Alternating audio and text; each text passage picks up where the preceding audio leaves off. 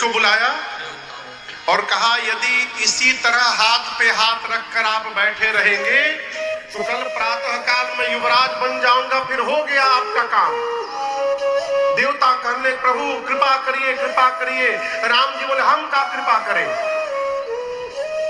आप लोग रात्रि में ऐसा कुछ करिए कि मैं प्रातः काल अयोध्या छोड़ के वन में जाऊं। यदि रात्रि में कुछ नहीं हुआ और मैं युवराज बन गया तो हो गया आप लोगों का काम पूरा। अब देवता घबरा गए, अब क्या करें, एक ही रात का अवसर है, अब क्या किया जाए। देवता सीधे पहुंचे मां सरस्वती के पास। इधर रात्रि में पूरी अयोध्या दुल्हन की भांति सजा दी गई। अयोध्या जितना सजाया जा रहा है देवताओं को उतनी जलन हो रही है, पीड़ा हो रही है। देवता जाकर सरस्वती मैया से बोले कि आप जाइए और जाकर अयोध्या में विघ्न करिए जिससे राम जी सवेरे वन में चले जाएं। सरस्वती मैया बिगड़ गई, बोली इतने ऊंचे आसन पर आप लोग बैठे हैं, ऊंच निवास और नीच करतूती, देखी न जाई पराई विभूति, दूसरे का सुख बर्दाश्त नहीं हो रहा है। जिस प्रकार चोर को चांदनी रात अच्छी नहीं लगती ना, उसी प्रकार देवताओं को अयोध्या का श्रृंगार अच्छा नहीं लग रहा है। देवताओं ने कहा मां सरस्वती से कि हम नहीं, ये राम जी की इच्छा है। मन मार कर मैया सरस्वती आई, घूमती रही घंटों, किसकी मति पलटी जाए कोई नहीं मिला। उदास होकर लौट रही थी वापस, तब तक एक के ऊपर दृष्टि चली गई उनकी, और वो जानते हो कौन थी? नाम मंथरा मंदमती चेरी कैकई के अजस पिटारी ताहि करी गई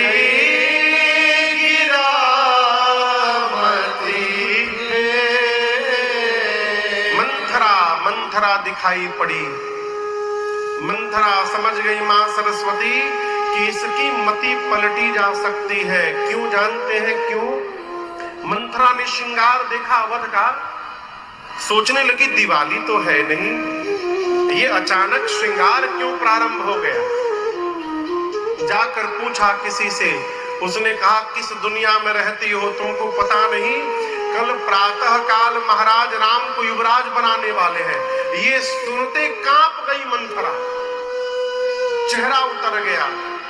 सरस्वती जी की दृष्टि गई कि पूरी अयोध्या नाच रही है और ये उदास खड़ी है, इसका अर्थ है इसको राम जी का अभिषेक भा नहीं रहा है, ये राम विरोधी है, इसकी मति पलटी जा सकती है। और सरस्वती जी पलट के चली गई। भगवान से विरोध करने वाले की मति कभी भी पलटी जा सकती है, इसलिए सावधान रहे। और आपको बताऊं, गोस्वामी जी कहते हैं कई और जा करके बिना प्रणाम किए कोने में चेहरा गिरा करके बैठ गए।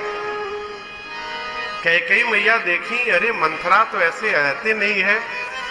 हंसते हुए मां ने पूछा कि लक्ष्मण ने कुछ बोल दिया क्या? कह मंथरा तुम उदास क्यों हो?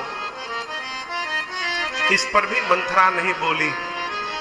मंथरा जब नहीं बोली तो मां कैकेयी दौड़कर मंथरा के पास जाकर बैठ गई।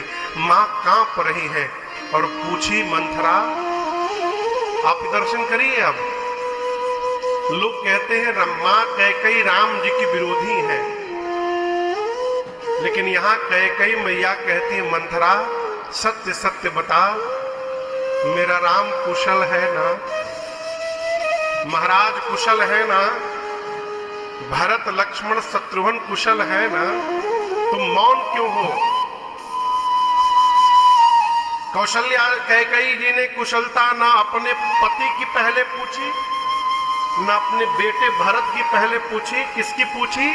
कुशल राम महिपाल, मेरा राम तो कुशल है ना मंथरा?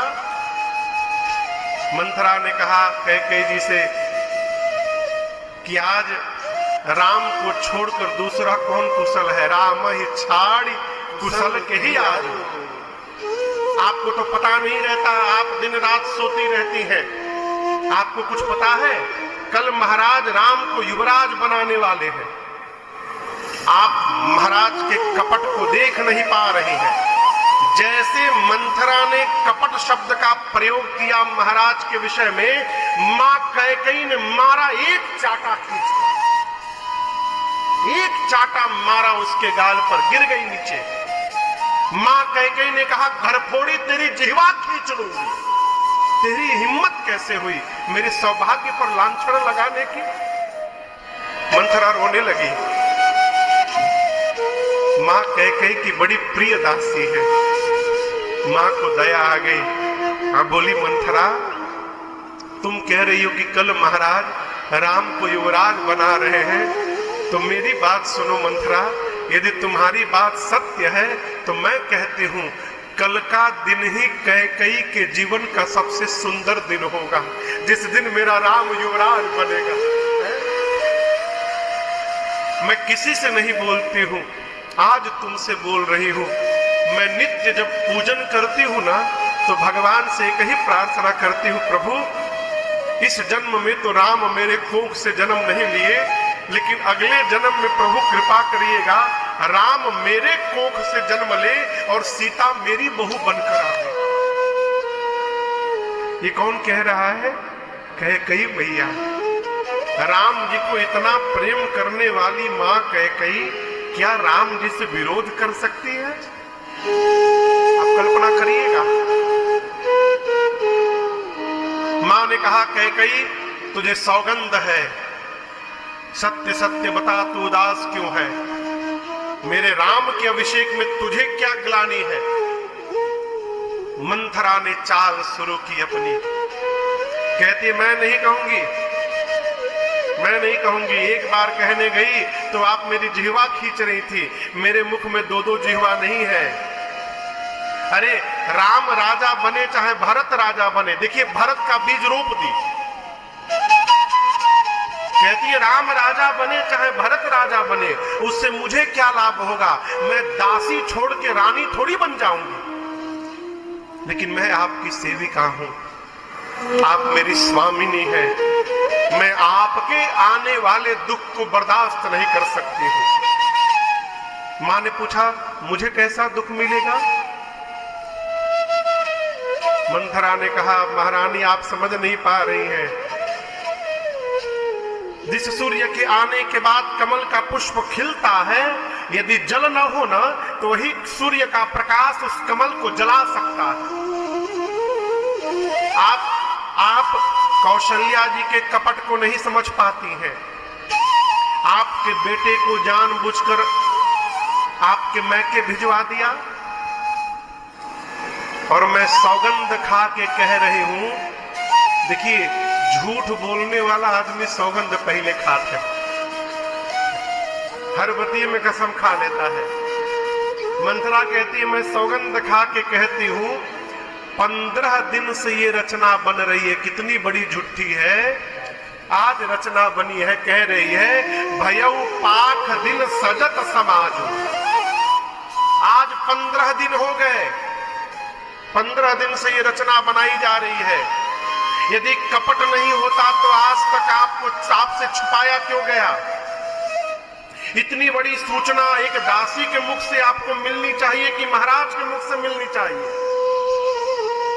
ऐसा घुमाया मेरी मां की कैकेयी मैया को, और उसके बाद सैकड़ों सौतों की कथा सुनाई, सैकड़ों।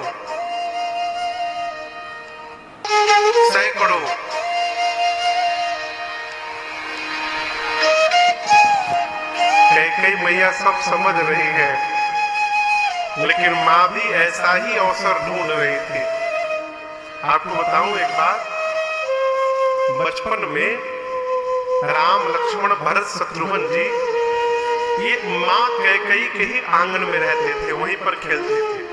हर माताओं का अलग अलग महल था, तो कैकेयी मैया के महल में चारों भैया खेल रहे थे, और खेलते खेलते एक दिन राम जी जाकर पीछे से माँ की आंख को बंद कर ली ऐसे। अब पूछे बताओ कौन हो। माँ ने कहा कि ये लग रहा है कि मेरा लक्ष्मण है। राम जी हाथ हटाकर बोले माँ मैं राम हूं। ये बचपन की बात है, जब छोटे थे चारों भैया। माँ कैकेयी ने राम जी को गोद में बिठा लिया, कहा मेरे लल्ला ने मुझे हरा दिया है, बताओ राम क्या चाहिए तुमको। राम जी बोले माँ मुझे जो चाहिए ना वो ब्रह्मांड में मेरी माँ कैकेयी को छोड़कर दूसरा कोई दे भी नहीं सकता है, आप ही दे सकती है माँ। मैं जो मांगूंगा आप मुझे दोगी। कैकेयी मैया बोली राम प्राण मांग कर देख लो एक बार, मैं प्राण निकाल कर तुमको दे दूंगी अपनी। राम जी बोले प्राण लेने नहीं आया हूं, प्राण मांग लूंगा तो मेरी माँ मर जाएगी, लेकिन माँ मैं जो मांगने वाला हूं ना उसमें मरोगी तो नहीं, लेकिन मरे जैसी हो जाओगी तुम। कोई तुम्हारी ओर देखेगा भी नहीं, कोई तुमसे बात नहीं करेगा।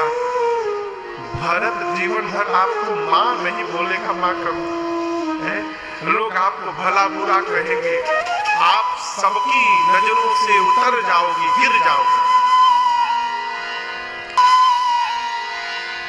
कैकेयी मैया बोली सबकी नजर से गिर जाऊंगी, क्या तुम्हारी नजर से भी गिर जाऊंगी राम। राम जी बोले माँ मेरी नजर में तो मेरी माँ सदैव महान बनी रहेगी, राम की नजर से आप नहीं गिर सकते। तो कैकेयी जी ने कहा फिर जगत की नजर की परवाह किसको है, यदि आपकी नजर से नहीं गिरूंगी तो जगत की नजर की मुझे चिंता नहीं है राम, मैं वचन देती हूँ जो आप कहिएगा मैं करूंगी। तब राम जी ने कहा था माँ पिताजी मुझे जब राजा बनाने की रचना करे तो किसी भी प्रकार मुझे वन की ओर भेज देना। माँ कैकेयी समझ गई कि समय आ गया है राम का कार्य पूर्ण करने का। जानबूझकर माँ कैकेयी की मंथरा की बातों में आ गई।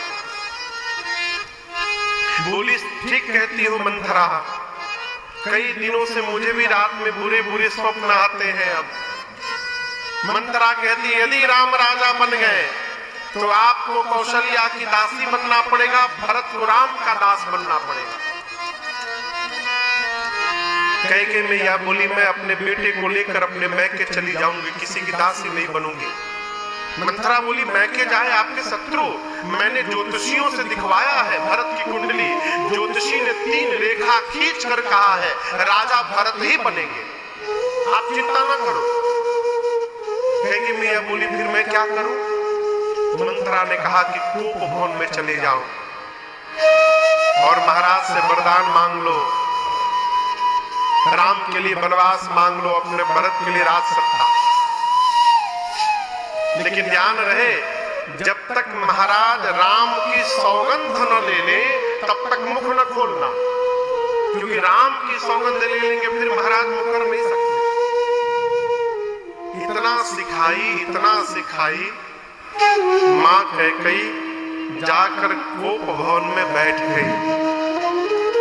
रात्रि में महाराज पूरी व्यवस्था सुदृढ़ कराकर सोचे कि जाकर कैकेयी को अपने मुख से ये संदेशा सुनाऊंगा।